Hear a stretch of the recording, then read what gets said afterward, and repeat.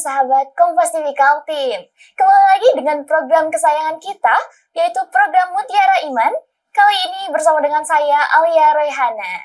Tentu saja kita telah membawakan narasumber terbaik kita, yaitu di sebelah saya sudah ada Bapak Ustadz Zulkarnain M. Ahum. Ya, selamat pagi Bapak. Selamat pagi. Iya, bagaimana Pak kabarnya hari ini? Alhamdulillah sehat walafiat. Masya Allah. Ya Pak ya, bagaimana tadi di perjalanan hujan tapi tetap semangat ke sini ya Pak ya? Semangat Ramadan. Masya Allah. Tema kita kali ini adalah membahas tentang nuzul Quran nih Pak. Supaya kita lebih dekat lagi dengan pemirsa, Bapak boleh perkenalkan diri, apa kesibukannya saat ini? Boleh Bapak? Baik, saya adalah Muhammad Zulkarnain, tercatat sebagai dosen pada Fakultas Usuluddin, Adab dan Dakwah, secara khusus di program studi Ilmu Al-Quran dan Tafsir UINSI Samarinda. Oke, mungkin kita langsung masuk aja ya ke pertanyaannya. Yang pertama nih Bapak, bagaimana sih Pak situasi di Mekah sebelum turunnya Al-Quran? Baik, terima kasih. Assalamualaikum warahmatullahi wabarakatuh. Hamdan wa syukran lillah, Allahumma sholli ala sayyidina Muhammad. Rabbi shrah li sadri wa yassir li amri wa hlul 'uqdatam min lisani yafqahu qawli. Amin ya rabbal alamin. Pemirsa Mutiara Iman yang dirahmati oleh Allah, Al-Quran ketika turun di bangsa Arab bukanlah terjadi dengan kekosongan sejarah. Bangsa Arab harus dilihat secara adil sebagaimana Allah menciptakan manusia yang berakal.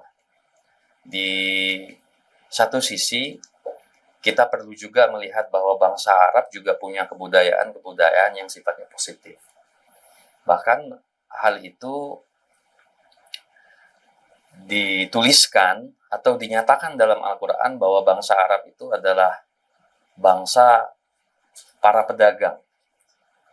Jadi dari satu sisi positif, kita bisa melihat bahwa bangsa Arab itu adalah bangsa yang menguasai perdagangan. Hal itu seperti dinyatakan dalam surah Quraisy. A'udzubillahi minasyaitonirrajim. Bismillahirrahmanirrahim.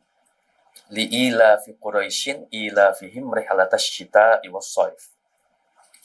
Disebabkan oleh kebiasaan orang Quraisy, yaitu melakukan perjalanan di musim dingin dan musim panas. Hal itu adalah satu isyarat bahwa bangsa Arab adalah bangsa yang juga maju dalam hal perdagangan. Di sisi lain juga adalah bangsa yang secara sastra cukup kuat. Itu hal positifnya. Tapi di sisi yang berlainan, kita juga bisa melihat bahwa bangsa Arab itu seringkali disebut sebagai jahiliyah, tentu saja dalam konteks sebelum Al-Quran itu turun, sebelum Islam itu datang.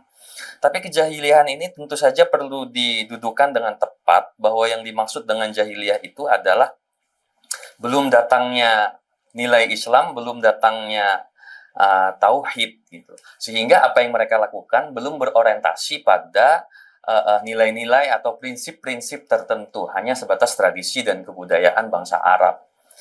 Kalau kita melihat dari sisi ini, maka kita bisa melihat bahwa bangsa Arab dan kejahiliahannya itu terlihat pada praktik-praktik dagang misalnya. Kita melihat secara sosial ekonomi, mereka melakukan apa yang kita sebut sebagai praktek ribawi, gitu, yang sangat mengeksploitasi masyarakat Arab di periode sebelum Islam. Lalu kemudian yang kedua adalah mendelegitimasi peran dari perempuan yang terjadi dalam bentuk perbudakan, baik terjadi pada laki-laki maupun perempuan. Tapi secara khusus kalau kita mau lihat, perempuan sama sekali tidak punya peran.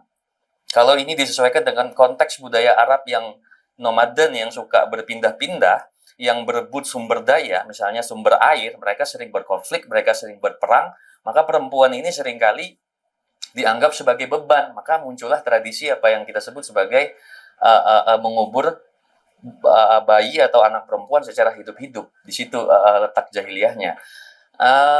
Hal lain yang juga menonjol misalnya ada tradisi meminum khamar, tradisi berjudi, dan yang paling terlihat adalah misalnya apa yang kita sebut sebagai ad-dahriyah atau satu sikap nihilistik atau sikap yang tidak memiliki orientasi keberlanjutan tentang apa yang akan dihadapi setelah kehidupan. Mereka hanya menganggap bahwa dunia sebagai tujuan, karena untuk itulah mereka harus berusaha semaksimal mungkin menikmati hidup mereka di dunia, sehingga tidak punya tujuan lain setelah dunia. Hal itu menyebabkan mereka akan sangat menuhankan dunia atau memuaskan hawa nafsu di dunia.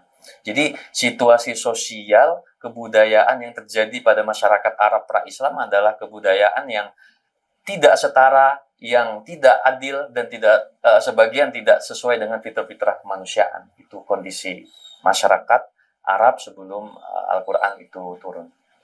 Baik, jadi bagaimana nih Pak peristiwa turunnya wahyu pertama? Dan gimana sih Pak reaksinya Rasulullah saat menerima wahyu pertama tersebut? Oke, baik. Pemahaman tentang turunnya Al-Quran ini, para ulama membagi 3 fase. Fase paling awal adalah Allah menurunkan Al-Quran di Lauhul Mahfuz, atau sebuah catatan yang terjaga. Hal itu dinyatakan oleh Allah dalam Al-Quran, A'udzubillahi minasyaitonirrajim, bal huwa Qur'anum majid fi lauhim mahfuz. Bahkan Al-Quran yang mulia itu, yang didustakan oleh orang-orang yang ingkar kepada Allah, berada di Lauhul Mahfuz atau di catatan yang terjaga. Itu fase awal. Lalu kemudian pada fase selanjutnya, dari Lauhul Mahfuz, Al-Quran itu turun ke langit dunia secara keseluruhan. Sama seperti periode pertama, di mana Al-Quran ada di Lauhul Mahfuz secara utuh, lalu kemudian dari Lauhul Mahfuz turun ke langit dunia, itu juga secara utuh. Argumentasi berkaitan tentang fase kedua itu dijelaskan dalam Al-Quran. Syahrul Ramadan alladzi unzila fihi al-Quran hudal linnasi wa bayyinatin minal huda wal furqan.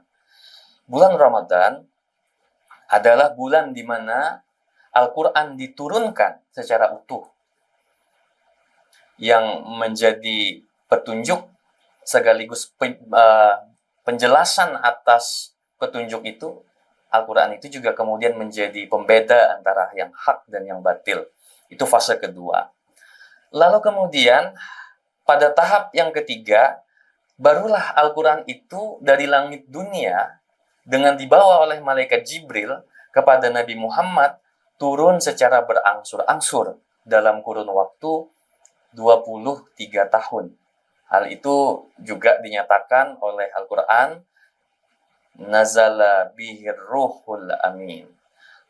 Malaikat Jibril membawa Al-Quran kepada Nabi Muhammad selama kurang lebih 23 tahun dalam berbagai konteks dan persoalan kepada Nabi Muhammad SAW. Nah, itu fase-fase Al-Quran turun. Lalu kemudian pertanyaan selanjutnya, ketika Nabi Muhammad itu melakukan tahannus, melakukan tabarrur, dan melakukan ta'abbud di Gua Hira, bagaimana reaksi Nabi ketika menerima wahyu Al-Quran itu? Pertanyaan tentang itu akan mudah terjawab melalui satu riwayat yang disampaikan oleh Sayyidah Aisyah, bahwa reaksi Nabi ketika menerima Al-Quran yang diwahyukan kepada malaikat Jibril, Nabi merasa amat sangat ketakutan, merasa cemas, namun ketakutan dan kecemasan itu merupakan sesuatu yang normal dan wajar, karena untuk pertama kalinya Nabi bertemu dengan malaikat Jibril, yaitu utusan Allah yang tidak pernah ditemui oleh Nabi Muhammad sebelumnya. Sehingga setelah peristiwa itu, kemudian Nabi Muhammad kembali ke rumah istrinya, Sayyidah Khadijah, lalu minta untuk diselimuti.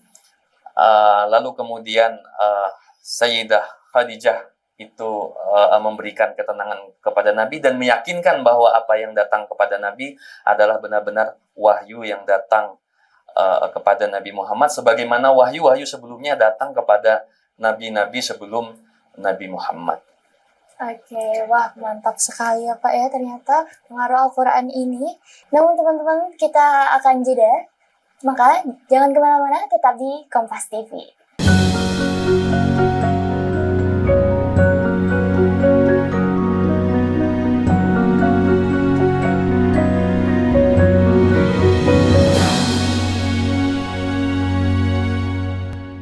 Oke, pemirsa Kompas TV, kembali lagi bersama dengan saya, Alia Rehana, di Mutiara Iman. Tentu saja masih bersama dengan narasumber kita yang luar biasa, Ustadz Zulkarnain. Oke, Ustadz. Jadi, di segmen ini kita akan membahas nih, bagaimana sih Ustadz prosesnya diturunkannya Al-Quran ini? Mengapa wahyu pertama yang turun itu adalah Iqra? Apa maknanya bagi umat manusia? Oke, baik. Ayat pertama yang diajarkan oleh malaikat Jibril kepada Nabi Muhammad itu adalah surah Al-Alaq ayat 1-5. Kalam pamungkas paling awal itu adalah fi'lul amri atau kalimat perintah, yaitu Iqra, yang bermakna bacalah. Maksud dan tujuan itu dilihat dalam dua konteks. Kalau kita melihat dalam konteks Nabi Muhammad, maka yang dimaksud adalah bahwa Allah ingin mengajarkan kepada Nabi Muhammad hal yang paling prinsip dalam agama. Tentu saja diperintah oleh Allah untuk membaca dalam makna yang luas, membaca kitab suci, membaca realitas, membaca fenomena, membaca tanda-tanda. Namun di ujung ayat itu juga Allah mengatakan, Iqra bismi rabbikal ladzi khalaq. Boleh kita menggunakan rasional kita untuk membaca apapun yang ada di muka bumi, tanda-tanda Tuhan yang tertulis ataupun yang tidak tertulis. Tapi tentu saja muaranya juga adalah tentang Tuhan, bahwa alam raya menjadi lukisan Tuhan, menjadi tanda-tanda dari kekuasaan Tuhan. Itu yang saya pikir poin penting dari turunnya surah pertama Iqra. Baik, nah bagaimana Rasulullah menghafal dan menyampaikan wahyunya kepada para sahabat nih, Pak Ustadz? Oke, baik. Yang harus dipahami adalah apa yang disampaikan Allah Subhanahu wa Ta'ala kepada Nabi Muhammad itu tersambung, atau kita biasa menyebutnya memiliki sanad gitu ya. Allah melalui malaikat Jibril kepada Nabi Muhammad SAW. Ketersambungan itu menunjukkan otentisitas, originalitas Al-Quran yang diterima oleh Nabi Muhammad SAW. Bagaimana Jibril mengajarkan ayat-ayat kepada Nabi Muhammad? Yaitu dengan metode talaqi. Jibril membacakan ayat di hadapan Nabi Muhammad, lalu kemudian Nabi Muhammad menangkap ayat itu, menangkap pesan-pesan yang disampaikan oleh Jibril. Begitu juga sebaliknya, Nabi Muhammad membaca ayat-ayat yang disampaikan oleh Jibril, lalu kemudian Jibril mengonfirmasinya. Jadi metode talaki yang digunakan antara Jibril kepada Nabi Muhammad maupun Nabi Muhammad kepada Jibril untuk memastikan originalitas ayat Al-Quran. Bapak, mengapa sih Pak tadi Bapak bilang Al-Quran ini diturunkan secara berangsur-angsur? Kenapa tidak sekaligus gitu Pak? Oke, baik. Kenapa Al-Quran diturunkan secara berangsur-angsur? Kita tadi sudah diskusikan bahwa Al-Quran itu turun secara utuh pada periode kedua dari Lauhul Mahfuz ke langit dunia. Tapi dari langit ke dunia kepada Nabi Muhammad itu diturunkan secara berangsur-angsur. Untuk apa? Apa urgensinya? Ada banyak hal yang bisa dijawab berkaitan tentang itu. Tetapi yang jelas adalah bahwa Allah ingin mengawal setiap perbuatan, perkataan, dan tindakan Nabi Muhammad SAW.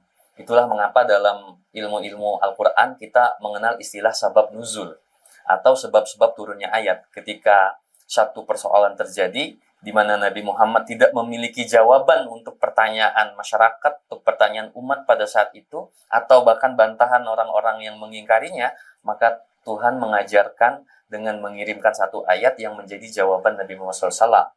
Kalau kita mau bicara pada aspek contoh misalnya, turunnya Al-Quran secara berangsur-angsur itu adalah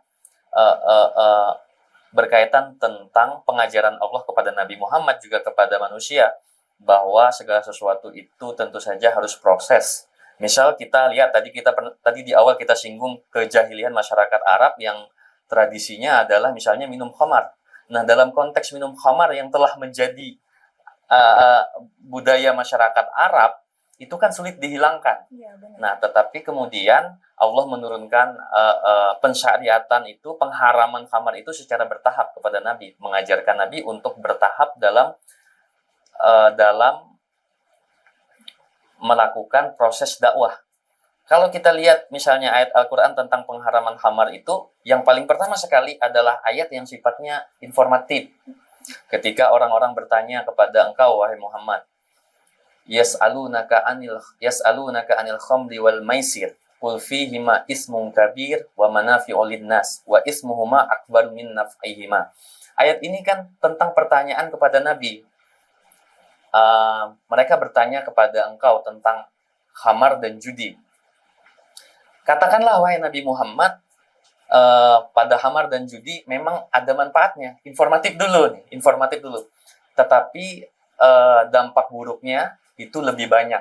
Jadi tidak langsung mengharamkan. Nah, lalu kemudian pada periode selanjutnya, barulah kemudian ayat itu juga belum mengharamkan, tapi masih bersifat imbauan. Wala taqrabus salata wa antum sukara hatta ta'lamu ma taqulun. Janganlah engkau dekati sholat sedang engkau dalam keadaan mabuk sampai engkau mengetahui apa yang engkau katakan.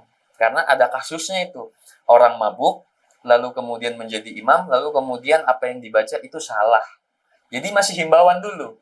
Jangan mendekati sholat dalam keadaan mabuk. Barulah kemudian yang terakhir, di mana masyarakat Arab sudah beradaptasi dengan hukum-hukum yang dibawa Nabi Muhammad, baru kemudian muncul perintah tegas untuk menjauhkan diri dari khamar. Innamal khamru wal maisiru wal ansabu wal azlamu rijsum min amali syaitan fajtanibuhu la'allakum tuflihun. Maka jauhilah, salah satunya adalah khamar, supaya kamu menjadi orang-orang yang beruntung. Jadi dari rangkaian ayat ini Allah mengajarkan kepada Nabi Muhammad, Allah mengawal Nabi Muhammad untuk mendidik umat secara bertahap, tidak melakukan tindakan-tindakan frontal yang mungkin berdampak buruk. Bisa jadi Nabi Muhammad tidak didengar, lalu kemudian orang malah berbalik meninggalkan Nabi Muhammad. Jadi secara prinsip, berangsurnya turun ayat Al-Quran itu adalah proses untuk memahamkan umat dalam satu keputusan hukum yang akan diberlakukan kepada manusia. Wah, ternyata luar biasa sekali ya Allah mengatur prosesnya turunnya Al-Quran ini. Wah, semakin menarik sekali pembahasan kita nih Pak, tapi kita akan jeda sebentar. Maka teman-teman Sobat Kompas TV tetap di Mutiara Iman.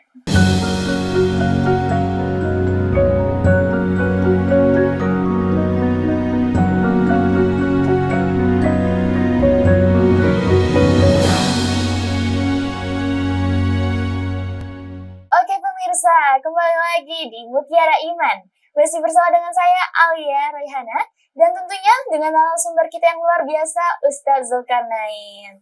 Dan di segmen kali ini kita akan membahas bagaimana relevansi dan tantangan Al-Quran nih Pak, di era digital saat ini. Oke Bapak, apa sih Pak tantangan terbesar kita sebagai Gen Z ini dalam memahami dan memaknai Al-Quran? Baik. Ada satu hasil riset yang cukup mengecewakan. Institut Ilmu Al-Quran Jakarta itu merilis bahwa kurang lebih sekitar 58% masyarakat Muslim Indonesia itu buta aksara Al-Quran.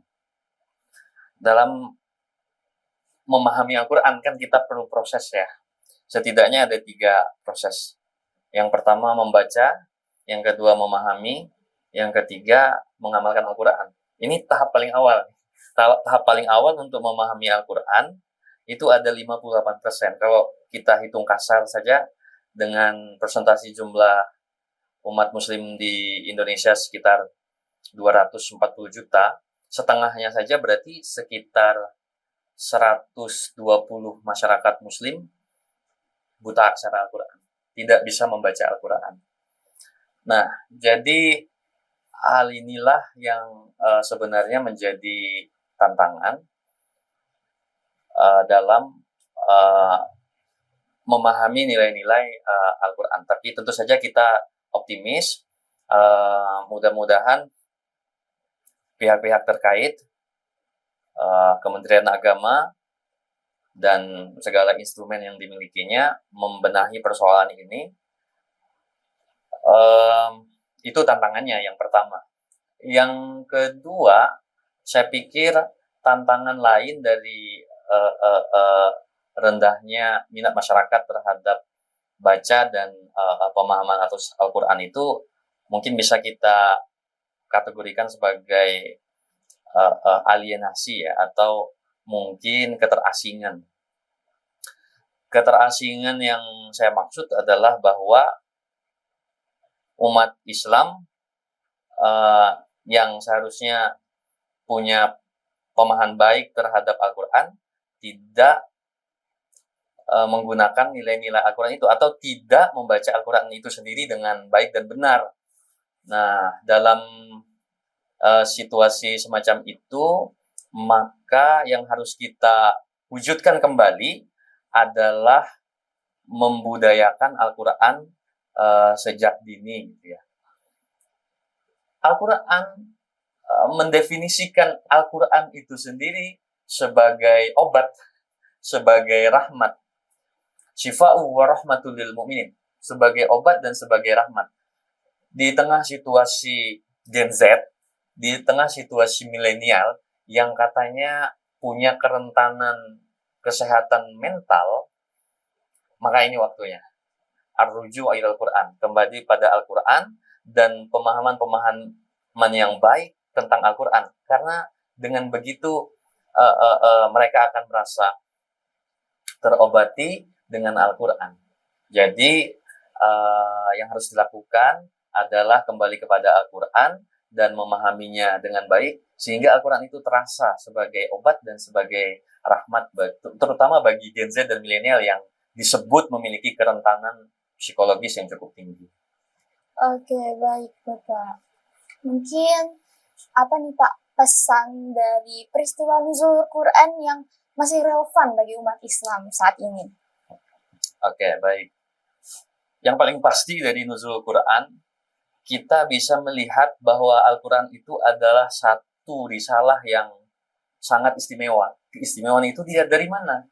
Keistimewaan itu dilihat dari Tanzil al-Azizir Rahim. Al-Quran itu diturunkan dari Allah yang Maha Agung, Allah yang Maha Mulia, Allah yang Maha Segalanya.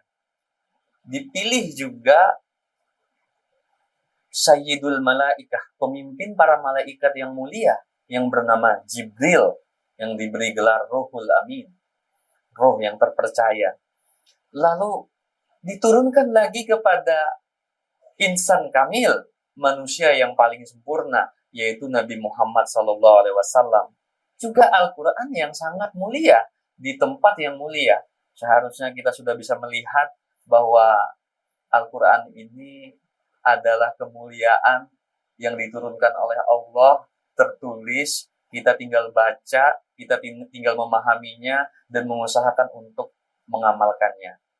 Maka pesan yang paling relevan adalah mari bersama-sama kita membaca Al-Quran, memahaminya, mudah-mudahan Al-Quran menjadi obat dan rahmat bagi kita semua. Baik Bapak, nggak terasa nih Pak, kita udah masuk ke sesi terakhir ya Pak, kita sudah memasuki ujung acara. Mungkin bagaimana nih Ustadz closing statement-nya, boleh disampaikan Ustadz mengenai Nuzulul Quran ini? Nuzulul Quran adalah satu isyarat ilahiyah kepada umat manusia untuk memahami dunia. Dengan cara itulah kita memiliki orientasi yang benar terhadap kehidupan. Misalnya, kita bisa bandingkan orang yang tidak memiliki tujuan hidup atau menganggap bahwa tujuan hidup adalah dunia, maka akan ada kecenderungan untuk memuaskan nafsunya di dunia.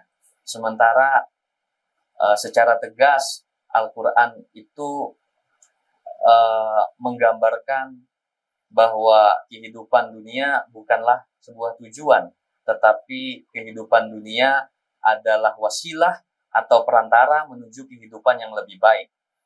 Kita punya hari esok, kita punya kehidupan setelah kematian yang kita berharap di sana kebaikan-kebaikan akan terjadi.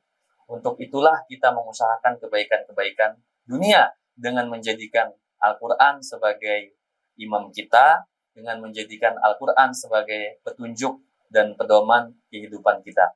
Mudah-mudahan Allah memberkahi kedekatan kita terhadap Al-Quran. Wah, luar biasa sekali ya Ustadz, penjelasan Ustadz mengenai Nuzulul Quran pada pagi hari ini. Semoga bisa mencerahkan kita dan meningkatkan keimanan kita semua. Saya Alia Rehana, selaku host, dan juga Ustadz Zulkarnain M. Ahung pamit undur diri. Sampai jumpa lagi di Mutiara Iman selanjutnya. Wassalamualaikum warahmatullahi wabarakatuh. Waalaikumsalam warahmatullahi wabarakatuh.